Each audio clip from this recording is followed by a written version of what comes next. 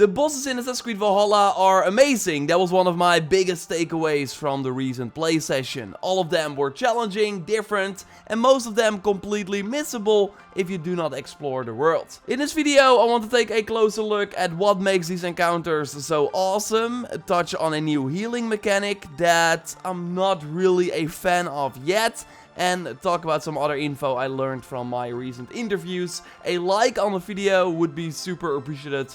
And let's go. Yes, the Ultimate Edition giveaway is over. I will email the winner shortly and announce it during the upcoming Sunday video. I right now have an August giveaway going on for a 2020 game of your choice on your platform of choice. You can also choose Valhalla. So just click the link in the pinned comment for a chance to win. You have to be a subscriber of the channel as well before you enter. And good luck. So I totally asked about these mythical boss fights, because Valhalla should be way more grounded than Odyssey. So what we're seeing here is an hallucination. And actually at the start of these encounters, Eivor will walk up to a corpse and inhale some weird drug. And after that, one of these sisters will immediately appear and call her out. Your respects to the great and brave King Lyrion. I do not know such a man. He was betrayed and murdered by those who denied his friendship, just as you deny him now. And yes, that's of course awesome in Valhalla. If you have a hood on before the start of a cutscene, then Eivor will keep it on. But sadly, the moment you go into combat, she removes it. So hopefully that is something we can still choose to do, because fighting enemies with a hood is of course part of the fun. I had more trouble with Cordelia than Regan. Regan can rapidly teleport and also use that ability to deal some quick strikes that you want to block or dodge. And when you move away at the right time, you have an opening to deal a nice combo of attacks. But what the thing is with these bosses is that they have a second stage. And first you want to move away when they prepare to enter that second stage. I failed here and it cost me a ton of health. And now Regan was also doing fire attacks, so totally do that full roll to have it go away. My arrows would then also turn into fire arrows during this fight now, and she's just way more aggressive in this stage. And when you don't parry or move away from one attack, she got this crazy combo or even this sick grab.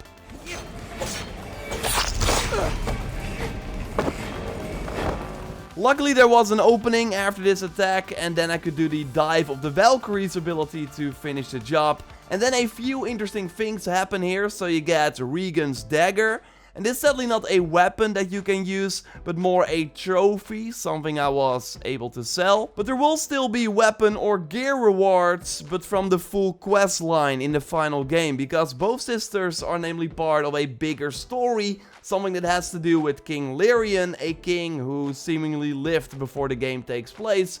Ubisoft wants to give more context to the many bosses in the game, so there should be a quest line involving the daughters of Lyrion, where we will learn more about why we find these rituals in the world, why they attack us, and then in the end get an item, so a weapon or maybe an armor set, that will be a bit more special or valuable than other items that we can find in the game. So it will be totally worth it to take out all these bosses, also for the skill points that you immediately get after the encounter. And that is great, because these fights cost a lot of food, and food is a very valuable resource in Assassin's Creed Valhalla. If you namely eat that, you get a health back, and that's the only way to regenerate health in the game. And you get food by picking up berries in the world, killing animals, and actually fishing as well. And you see how many times you can heal yourself with the icon next to your health bar, and then with a button on the D-pad you immediately get health back after you grab some food.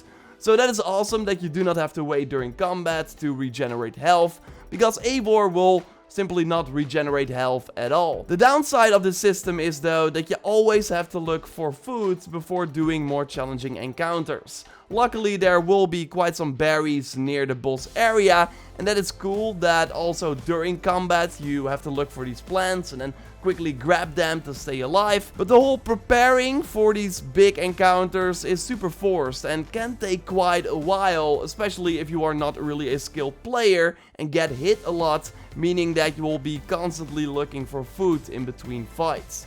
Also, some berries will actually hurt you when you eat them, so you also have to look for the right ones to eat, which can be pretty annoying. What I liked about the system though is that I was way more careful than in the previous Assassin's Creed games. Like, I did not want to get hit and waste my food. But spending minutes to prepare for big boss fights just did not feel exciting. They are still tweaking this system and maybe having like a standard amount of food that refills over time but not during combat would be a nice option. So curious how they will change it. We'll totally keep an eye out. Because again, these fights can be super challenging, so you will be out of food in no time. Cordelia was more thunder focused, shooting clones of thunder at me that I had to dodge at the right time. A smart tactic you can do is shoot the weak spots of the boss with a bow, after which you could do an awesome stun attack, where you grab the 2 blades from the boss, put them in her body, after which she pulls them out again. The second phase gives her this pretty insane thunder ability. Also, when you die, she takes you out in a brutal way. Really like this, but luckily we can do something like that as well. So when you hit the stun attack right before she dies, you do another finishing move. Really cool. Tabard spirit, leave this place. I loved my father. What choice did I have? So really curious how the other sisters will fight. We should expect like 1 in each region, although the type of bosses also depend on the specific region. And if we zoom in the world map, you already see the legendary animals that we can expect in the final game. Like a bull, a leopard from the looks of it, right? But totally correct me if I'm wrong. A bear, and we can also expect a lion. So kind of comparable to what we saw in Odyssey. And there was already a legendary animal in the demo that I got to play, a black shark. It wasn't that hard, especially with the dive of the Valkyrie's ability.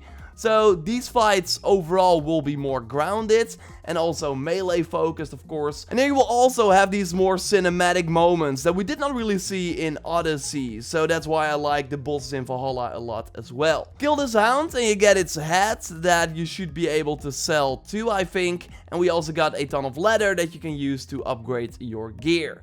And of course the 2 skill points. And all the bosses I showed you so far give you 2 skill points each. But as I told you before in a previous video, I also got 4 skill points from a legendary fighter who was part of Ragnar's army. He now wants to die an honorable death, so challenges you to a fight after you interact with him. But little did I know that this meant many desynchronizations. Pretty cool also how the bosses use the dual wield system as well. Like this boss had 2 spears, something you can also carry around if you want after unlocking a certain bear skill. I mostly started these boss encounters with an aggressive loadout, so like a 2-handed weapon or 2 one-handed weapons. But I really found that having a shield in the left hand and then a regular weapon like an axe or a mace in the right hand was the way to go for way easier parries and just more protection, because these bosses hit very hard. I think he even got the dive of the Valkyries as well, so even if the area indicates a certain power level, you can still encounter enemies that are way more challenging and maybe smarter to take on later. By the way, a cool part about this boss is that I had to confirm the kill after defeating him. So then you place your axe on top of him and then you complete the quest. The boss from the main story should of course be more in line with the mission's power level. I had to fight Root 2 times. One time he had a wolf companion that I focused on first, and then I tried to take him out. And the second time you actually fight Root alone. I still have to look at some other footage from other people to see what happens if you decide to kill Root as one of the choices you get after your first battle. Like, then I don't think that he will show up again during the wedding, right? That would be kind of weird. So if you found that footage or if you got other input, then totally email me to input@JorRaptor.com. I just really love the focus on these bosses in this game, like how varied and challenging they were in the play session. And you also got like random bosses, like there was this nun that suddenly turns on you and attacks you, as you see in the footage from Prestige is Key. Link to the video in the video description. I did not even encounter her, so there were still some mysteries that I did not do. I really can't wait to see other regions in the game to kind of see what type of encounters we can expect there and compare it. But so far I'm really impressed by these boss encounters, and it will be really awesome to create a cool loadout to fight these bosses. hopefully there's also like a way to replay them. That would be cool. Subscribe for way more on Assassin's Creed Valhalla if you haven't already. A like on the video would really help the channel out. Way more content about the game is coming your way, and you can also watch a previous video about assassin abilities and also how you can one-hit KO bosses, so basically skip a fight. For now though, I will speak to you next time, and goodbye.